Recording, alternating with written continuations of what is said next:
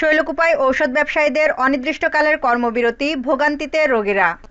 ঝিনাইদহের শৈলকুপায় ভ্রাম্যমাণ আদালতের মাধ্যমে ফার্মেসিতে জরিমানা আদায় করায় একযোগে সকল ঔষধের দোকান বন্ধ করে দিয়েছে বিক্ষুব্ধ কেমিস্ট অ্যান্ড ড্রাগিস্টরা।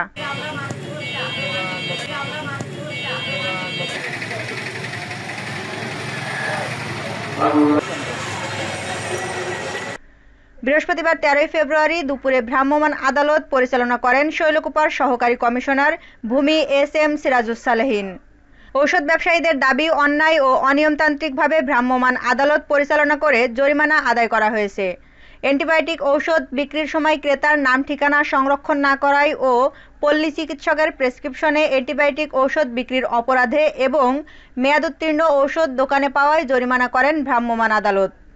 এছাড়াও মেয়াদোত্তীর্ণ ঔষধ কোম্পানিকে ফেরত দেওয়ার জন্য দোকানে নির্দিষ্ট স্থানে সংরক্ষণ করা ছিল তা ধ্বংস করে দিয়েছে। এই ঔষধ কোম্পানিতে ফিরিয়ে দিলে তারা সমপরিমাণ মূল্য ফেরত পায় অথবা ওষুধ বদল করে দেওয়া হয়।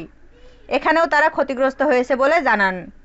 এরই প্রতিবাদে সকল ঔষধের দোকান বন্ধ করে কর্মবিরতি পালন করছে বিক্ষুব্ধ কেমিস্ট অ্যান্ড ড্রাগিস্টরা।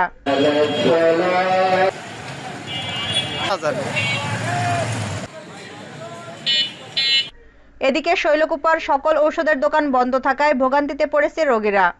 বিশেষ করে হাসপাতালে চিকিৎসা নিতে আসা জরুরি রোগীদের অবস্থা বেগতিক।